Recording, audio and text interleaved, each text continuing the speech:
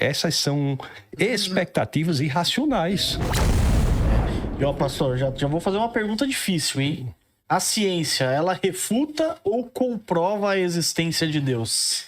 Essa é uma pergunta... Ela é bem abrangente, né? E é uma pergunta muito importante mesmo. Acho que o primeiro ponto que nós temos que ver é que o fato do mundo ser explicável cientificamente, nem de perto é um argumento para a inexistência de Deus. Eu acho que até da última oportunidade nós tocamos nesse ponto de maneira não tão profunda, mas tocamos nesse ponto.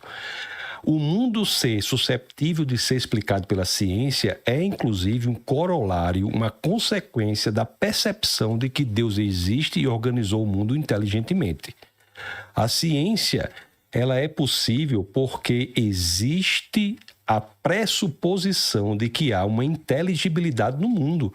E o mundo, portanto, é susceptível de ser apreendido e compreendido pela inteligência, já que há padrões de inteligência no mundo, já que ele foi organizado inteligentemente. Então, a ciência nada mais é do que debruçar-se sobre a criação de Deus e descobrir os padrões de inteligibilidade que ali estão, graças ao fato do mundo e o universo terem sido organizados inteligentemente. Tem até uma passagem nas Escrituras, professor Leonardo e professor Luan, que é escrita pelo apóstolo Paulo na carta aos Romanos, no capítulo 1, no verso 20, que fala que o universo e tudo mais que existe, a Bíblia fala assim, as coisas criadas, que é o universo e tudo mais que existe, revelam Deus, revelam características de Deus. Então não há nenhuma incompatibilidade entre ciência e fé cristã, pelo contrário. A ciência, ela surge até de um comprometimento com a ideia de que o mundo foi organizado inteligentemente. E historicamente também. Sim. Se nós formos analisar, a ciência moderna só aparece de forma relevante em países de matriz cristã. Isso é um dado. Nós estudamos quem? Galileu, Newton, Einstein, Pascal. A gente não estuda a lei de Chamanyan de um chinês, não é verdade? Sim. A gente não estuda. As leis que nós estudamos de ciência moderna são todas de pessoas que nasceram em países de matriz cristã, porque é ali, na base ou no pano de fundo filosófico, que há a possibilidade de exercício da ciência. No pano de fundo filosófico do cristianismo, que há a possibilidade do exercício da ciência. Então, você não acha que a ciência... Por exemplo, a gente fala que a primeira ciência... É a mecânica, né? Que é o estudo dos movimentos. Que começa com a astronomia e tal. E começa antes de Cristo. Ela começa lá, século VI antes de Cristo. Eu acredito, particularmente, que a gente teria ciência sem o cristianismo. Acho que não seria, com certeza, o que é hoje. A gente estaria muito atrasado. Mas você acha que foi... Porque eu entendo isso até porque pela história, né? Como eu falei, você pega os gregos antigos, a gente tinha ciência antes de Cristo, né? A mecânica é uma delas. Você acha que a gente seria muito, muito atrasado hoje cientificamente sem o cristianismo? A teogonia grega também entendia que o mundo foi organizado por um ser chamado Demiurgo. A diferença da teogonia grega é que ele organizou um mundo a partir de uma matéria que já existia desde sempre. O que a filosofia judaico-cristã diz, diferentemente da teogonia grega, é que o mundo veio a existir. Então, do pressuposto da filosofia grega, o que se tem é uma matéria que precede o próprio mundo. Então, pode-se ter organizado inteligentemente algo, mas a partir de um material, uma matéria-prima que não foi criada por esse Deus. No cristianismo, tudo vem a criar a partir do nada. Inclusive, eu uso o verbo bará em Gênesis 1, o uso do verbo bará. Então, se não houvesse o cristianismo, que é uma hipótese muito remota, já que entendemos que o cristianismo é Deus que vem, se revela à humanidade, não é apenas uma mais religião que aparece da cultura. Se não houvesse o cristianismo, só haveria possibilidade de ciência se houvesse uma pressuposição muito clara, não só que o mundo foi organizado inteligentemente, mas que Deus se revelou ao mundo por meio das coisas criadas e também que Deus se revelou por meio das Escrituras. Então, há duas revelações. Então, eu acho que esses pressupostos são importantes para o desenvolvimento de uma mentalidade de tentar encontrar padrões de inteligibilidade no universo. Sem um pano de fundo que diga que a inteligibilidade no universo, o esforço científico é uma aposta, o que é para o ateísmo. Sim. Veja bem, para o ateísmo, fazer ciência é uma aposta. Uma aposta de que há, de alguma maneira inexplicável, padrões de inteligência no mundo. Por que haveria do mundo se comportar inteligentemente se não houvesse sido organizado por uma mente inteligente? Se você dividir ou quebrar uma matéria, professor, o senhor sabe muito bem disso, chegar às partículas menores, naquelas partículas não há informação que lhe diga que elas se organizarão inteligentemente. É uma fé irracional do ateísmo que o mundo é organizado inteligentemente e, portanto, susceptível de ser aprendido por nossa inteligência, já que há inteligibilidade no universo. Não há nada no ateísmo, no materialismo, que dê essa ideia. Como não há nada no materialismo que diga, por exemplo, que as leis da física que se aplicam hoje se aplicarão amanhã. Sim. Não há nada no materialismo que diga porque as leis que se aplicam aqui em São Paulo se aplicam no Rio Grande do Norte, se aplicam no Ceará, em Santa Catarina, em Londres, na Coreia do Sul. No materialismo, essas são expectativas irracionais, que não têm comprovação. São assunções de fé irracional. Porque nada na matéria indica que a coisa funcionará dessa forma. Perfeito. Mas o senhor acredita que o padrão por si só... Primeiro que nós somos especialistas em encontrar padrões. O cérebro humano encontra padrão, inclusive onde não existe padrão. Nós somos especialistas nisso. Mas o fato de ter padrão em si, o senhor entende que já é uma certeza de que há inteligência? Porque a gente imagina que coisas do mesmo tipo vão seguir as mesmas regras. E claro que vai ter padrão. Então... Mesmo que não existisse nada inteligente que formasse isso, eu entendo que os padrões existiriam. O senhor entende que o padrão em si dá a certeza de uma inteligência que os criou?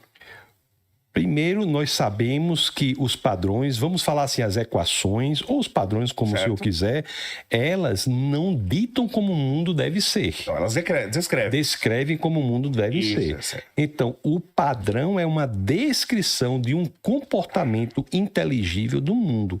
Então... A equação. O padrão não, né? O padrão é o que acontece. O que é que o senhor está chamando de padrão? Então, um padrão, por exemplo, vamos supor, um padrão qualquer coisa que eu solto, ele cai em direção ao centro de massa da Terra. Então a gente tem um padrão aí, né? O padrão, ele é natural. A equação é a descrição da natureza, por exemplo, né? Eu faço essa diferenciação. Certo, mas um objeto pode cair por várias explicações. Você pode dizer que um chocolate sofre uma paixão impressionante pelo chão e por isso ele se aproxima dele. Como foi falado na Grécia Antiga, que era o estado natural. O estado natural da pedra é estar no chão. Isso. Aí alguém questionou por que a lua não cai, então, se ela é de pedra. Isso. Mas ela cai, as pessoas podem dar 1000 explicações, mas ela cai por um motivo só.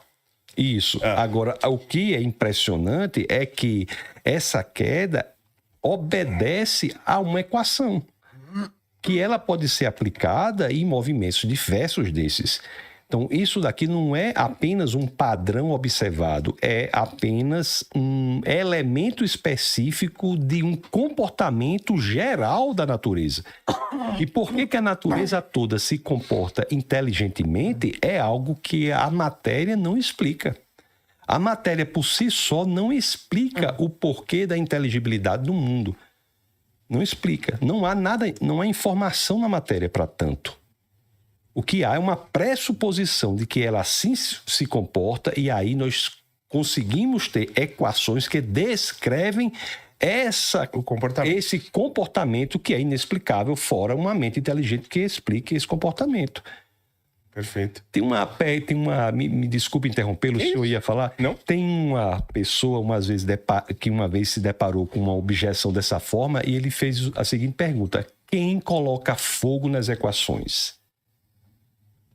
Quem, de fato, faz com que as equações sejam respeitadas? Isso é impressionante. Agora, é verdade, né? A seu favor, diria eu, existe no aprofundamento da questão a ideia de que talvez divergentes lógicas poderiam explicar comportamentos divergentes. Por exemplo, A relatividade, por exemplo, ela obedece a um tipo de geometria que não é a do bom senso. Não é a geometria euclidiana, é a geometria riemanniana, de Riemann. Então, você poderia dizer que quaisquer que fossem os comportamentos, você poderia chegar a um tipo de geometria que descreveria o comportamento, entende? Sim. Ou mesmo as lógicas. Nós temos lógicas hoje que não são ortodoxas. E não apenas heterodoxas no sentido de ampliação dos elementos básicos da lógica, mas até mesmo no sentido de negação dos elementos básicos da lógica. A exemplo da lógica paraconsistente, por exemplo, que ela cria um sistema que aceita a contradição sem trivializar-se. Então, será que um mundo totalmente diferente seria descrito por uma lógica paraconsistente? Essa é uma pergunta relevante, mas não explica o fato da consistência da inteligibilidade no mesmo padrão e não explica o fato da universalidade do comportamento. Mesmo que a lógica fosse outra, uma lógica paraconsistente, não ortodoxa, e o mundo funcionasse por meio dessa lógica, e isso não explicaria por que o mundo funcionaria por essa lógica hoje, amanhã, depois de amanhã, e não há nada que nos indique que houve um momento em que as leis eram outras, e não explica o porquê que esse mundo funciona assim aqui e funciona da mesma forma em Londres. Ou em qualquer lugar do universo. Ou em qualquer lugar do universo. E agora, contra a sua pergunta, usando ainda a lógica, há um dado importante. Porque quaisquer que forem as lógicas que utilizemos, sempre falaremos sobre elas usando a lógica normal, a lógica clássica. Sim. Então, jamais podemos conversar aqui negando o princípio da contradição, negando o princípio da identidade, negando o princípio do terceiro excluído. Então, em resumo, me parece que é impressionante o fato de que o mundo se comporta inteligentemente, porque isso é informação que não se tira da matéria, e me parece que é impressionante o fato de que o mundo não apenas se comporta inteligentemente, mas ele mantém esse comportamento no curso do tempo e no espaço. Não há nada na matéria que nos dê essa informação. Aquele cientista que é ateu tem o direito de ser, claro, mas ele tende a assumir que ele tem uma fé irracional. Uma fé irracional na universalidade das leis, uma fé irracional na persistência das leis no tempo e uma fé irracional, acima de tudo, na ideia de que a matéria, por alguma razão, se comporta inteligentemente, já que não há nenhuma informação na própria matéria que nos diga que ela deva fazer isso. É que ele vai considerar que é uma extrapolação, né? Então, ele, desde o passado, desde que a gente tem dados, ela se comporta assim. Então, a gente considera... É como a gente faz previsão, né? A gente acredita que o futuro vai se comportar como o passado. E nem sempre é assim. Nem sempre é assim. Olha os tsunamis aí. Não, sim, mas outras coisas, né? há padrões, né? Que a gente identifica. Mas se o senhor me permitir... Opa, pois não? Essa frase é muito importante que o senhor falou, mas contra ela, o que é que se insurge? Essa é uma assertiva de indução. Perfeito. A lógica indutiva nunca leva a certeza, ela é probabilística. Pronto. David Hume, Sim. no livro Uma Inquirição acerca do entendimento humano. Claro que é uma crença, mas é uma crença baseada em fatos. Certo. Não é uma crença por crer. Não, mas eu devo deixar claro. Olha, o maior cético de todos os tempos, David Hume, no livro An Inquiry Concerning Human Understanding, uma inquirição acerca do entendimento humano, ele dizia: o fato do sol nascer todos os dias não nos garante que ele nascerá amanhã. Sim. Agora eu concordo. É muito provável. Eu faria toda a aposta do mundo. Ele vai nascer amanhã. Eu faria. Né? A não ser que, né? Agora, isso não se prova matematicamente, não se prova cientificamente. É uma fé. Sim. É fé. Não se prova. É indução. Não é porque o Haddad criou um novo imposto a cada 15 dias que daqui 15 dias ele vai criar um novo. Eu apostaria que sim. Também, eu apostaria um dente da frente. Mas pode criar daqui a 5 dias, né? Eu apostaria um dente da frente. Eu não duvido. Estamos vivendo algo parecido com a entrada da internet nos anos 2000. A inteligência artificial está transformando tudo e empresas como Nvidia, Microsoft e Google estão na frente dessa revolução. E na Quant Fury você consegue acompanhar o desenvolvimento das ações, investir e ver a cotação em tempo real. artificial. E é muito simples, você vem e procura aqui, você pode ver Meta, Google, Microsoft, são empresas que investem massivamente na inteligência artificial. E você pode investir com apenas um clique, ó. Comprar, eu quero investir aqui $50. Vou colocar aqui, comprou, e acabei comprando aí uma parte da empresa Microsoft. E o código de convite está no link abaixo.